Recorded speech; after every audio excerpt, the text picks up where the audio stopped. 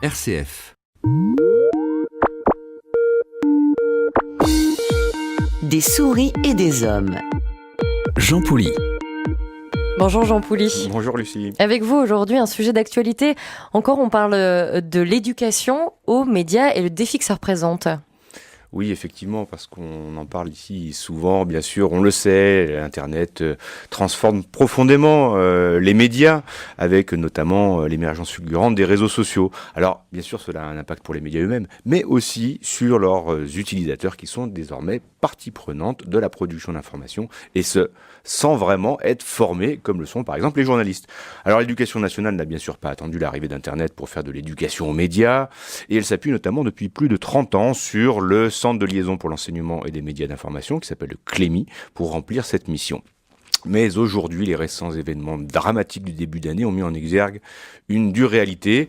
Un jeune sur 5 croit à la théorie du complot concernant les attentats, et cette croyance est largement alimentée par ce que véhicule Internet et les réseaux sociaux. Alors face à cette réalité préoccupante, une vaste mobilisation est désormais lancée pour permettre une réelle éducation citoyenne aux nouveaux médias et au numérique, car désormais, les médias sont numériques et cela change beaucoup de choses. Concrètement, qu'est-ce que l'arrivée du numérique a réellement changé dans cette éducation aux médias ? Bien, je l'ai évoqué plusieurs fois à cette antenne, la révolution qui s'opère actuellement dans l'enseignement, de façon plus générale, touche évidemment les médias.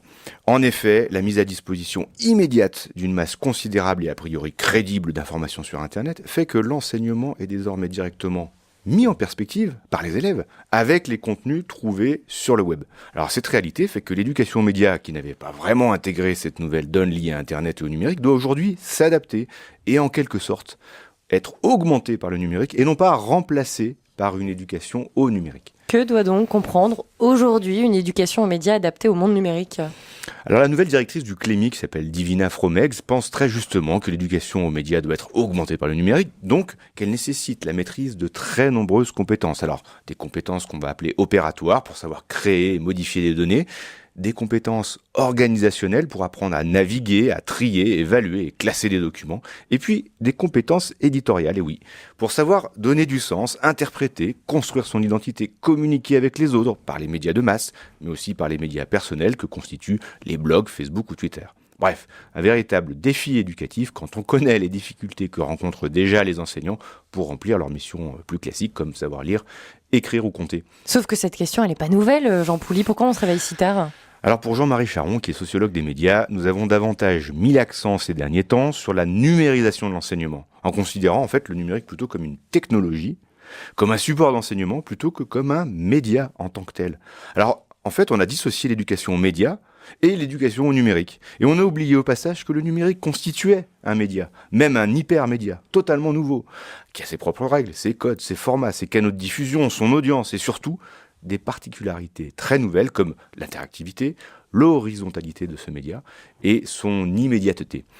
Et puis je crois aussi que l'on a très vite créé un espèce de mythe de cette génération spontanée du numérique, les fameux natifs du numérique ou digital native, que l'on a considéré à tort comme maîtrisant sur le bout des doigts les différentes compétences requises pour un usage éclairé des médias numériques. Un peu comme si on avait décrété qu'il existait en son temps une génération spontanée de l'automobile qui, étant née avec, maîtriserait non seulement la bonne maîtrise technique de la conduite, mais aussi toutes ses subtilités, de la prudence à la civilité, en passant par une bonne application du code de la route. Alors pour filer cette métaphore, trop peu de jeunes aujourd'hui ne passent aujourd'hui ni le code ni le permis de naviguer sur Internet.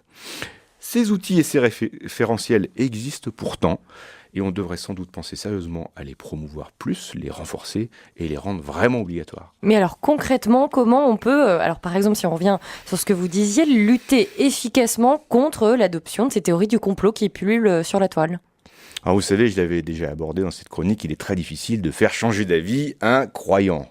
Et encore plus avec Internet, car la masse d'informations étant tellement grande que l'on trouvera toujours des informations, vraies ou fausses, qui viendront confirmer ses propres croyances.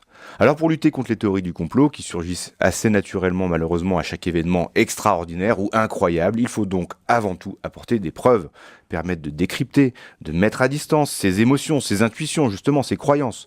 Concrètement, je pense qu'il faut prendre au sérieux le fait que les jeunes regardent des sites complotistes et partir de cette matière informationnelle pour la mettre en perspective, la questionner. surtout pas la nier ou l'interdire. C'est de cette façon qu'on créera un esprit critique, autonome.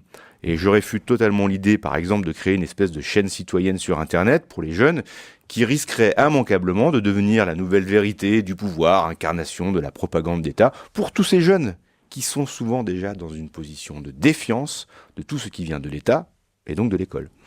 D'accord, admettons. Mais qui aujourd'hui peut remplir cette mission ? Alors Qui peut le faire ?